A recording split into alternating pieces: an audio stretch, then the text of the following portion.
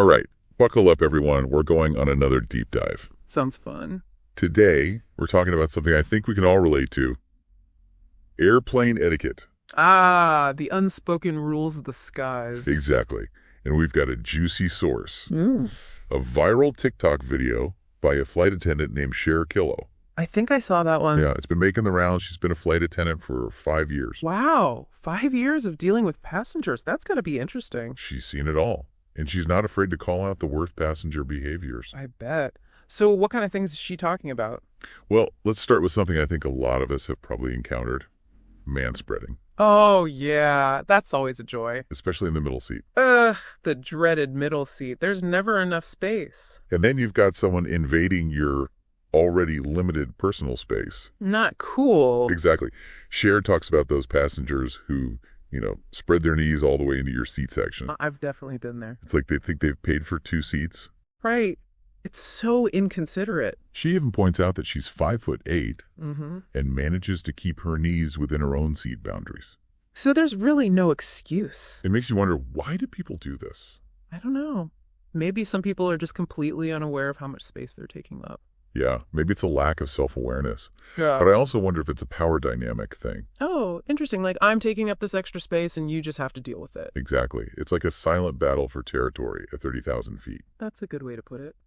There's even a comment from a passenger, Caroline, who says she makes herself as big as possible when someone's manspreading next to her. Oh, wow. I can't say I blame her. And then there's Jess, who had to endure a 12-hour flight with a manspreader's legs and elbow constantly in her space. Ugh, that sounds awful. Yeah, 12 hours of that. I don't know how she survived. It's about a nightmare flight. Okay, let's move on to something that might be even more divisive than manspreading.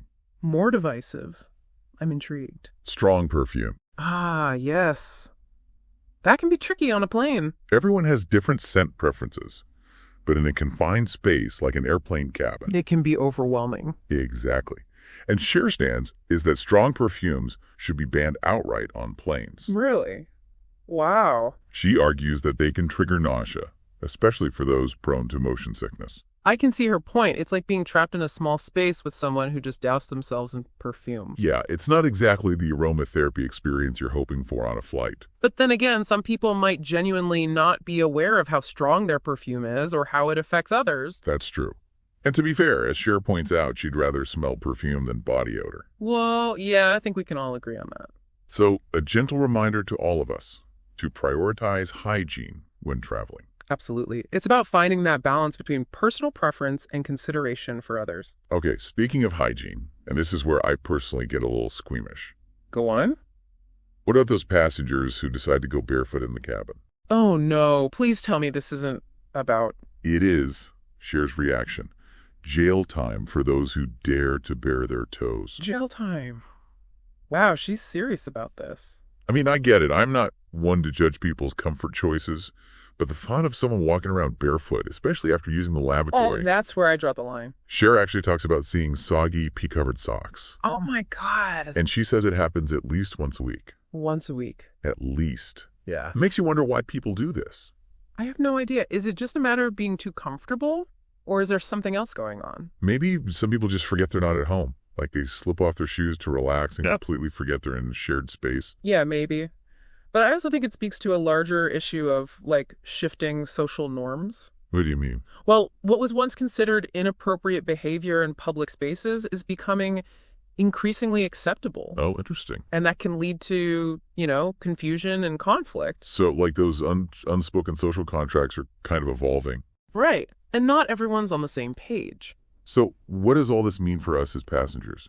Are we just doomed to endure these etiquette offenses every time we fly? Not necessarily. I think Cher's video is a good reminder, for all of us to be mindful of our actions when we're flying. Right. Like to think about how we might be affecting the people around us. Exactly. It's all about finding that balance between personal comfort and being respectful of the shared space. So it's not about shaming people for wanting to be comfortable, but more about encouraging a sense of shared responsibility. Yeah, exactly. Yeah. Like we're all in this cramped metal tube together, and a little consideration can go a long way. What would you say is the most important takeaway from all this? I mean, if we could only give listeners one piece of advice. That's a tough one, but I think it boils down to this. Before you recline your seat, spread your legs, or kick off your shoes, Uh-oh. just take a moment to consider how your actions might impact those around you. Yeah, that's a good point. It's so easy to get caught up in our own little world when we're traveling. Especially if we're stressed or tired. Absolutely. Yeah, But just a little awareness can make a huge difference. for sure. And remember, flight attendants are there to make sure everyone's safe and comfortable. Right? They're not there to police our every move, but we should respect their authority and follow their instructions. So next time we're packing for a flight, maybe we should pack a little extra patience and empathy along with our carry-on luggage. I love that. A little kindness and understanding can go a long way, not just on airplanes, but in all aspects of life. So true. Well, on that note, maybe we should shift gears a bit. Okay. What are some things passengers can do to actually make flying more enjoyable for themselves and those around them? Ooh, that's a good question. We've talked about all the don'ts, but what about the do's of airplane etiquette? It's easy to focus on the negative, right? Yeah. But what are some of the positive things passengers can do? Well, for starters, something as simple as keeping your belongings, within your designated space. Oh, yeah, for sure. I've been on flights where someone's bag is practically spilling out into the aisle. Makes it so hard to get around. I know. And don't even get me started on those people who try to do yoga in the galley. Oh, gosh. Yeah, that's not okay. It's all about respecting the limited space and being mindful of others, right? Exactly. Another thing is being prepared when it's your turn to board or deplane. Right. Having your boarding pass ready and your things organized. It makes things so much smoother for everyone. I hate it when people are fumbling around for their passport at the last minute. Ugh. It holds everything up. And speaking of holding things up, what about those lavatory breaks? Yes. The inevitable mid-flight bathroom dash. Exactly. Any tips for those? Efficiency is key. Get in, do your business, and get out. Don't treat it like your personal spa time. Exactly. And please, no full makeup routines in there. I've seen it happen. It's so awkward for the person waiting. I can only imagine. Another thing that's often overlooked is noise control. Oh, yeah. That's a big one. Keep your conversations at a reasonable volume. Use headphones for music and movie. Basically, try to avoid making unnecessary noise. Right. Especially on those long flights, nobody wants to be stuck next to someone who's blasting their music. Or having a loud phone conversation. Exactly. It's all about being aware of your surroundings and respecting your fellow passengers. And if you're traveling with kids, Yes, the little ones. it's important to be mindful of their behavior, too. Definitely. A little pre-flight prep and some distractions can go a long way. To prevent meltdowns and keep them entertained. For sure. So to wrap up our deep dive into airplane etiquette. It sounds like the key takeaway here is mindfulness. Yeah.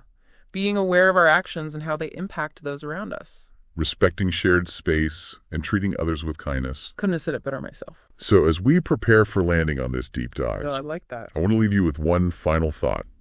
The next time you're on a crowded airplane, Okay. just remember, we're all in this together. A little empathy and understanding can make the journey so much smoother for everyone. Safe travels, and may all your future flights be filled with considerate and respectful passengers. Happy flying!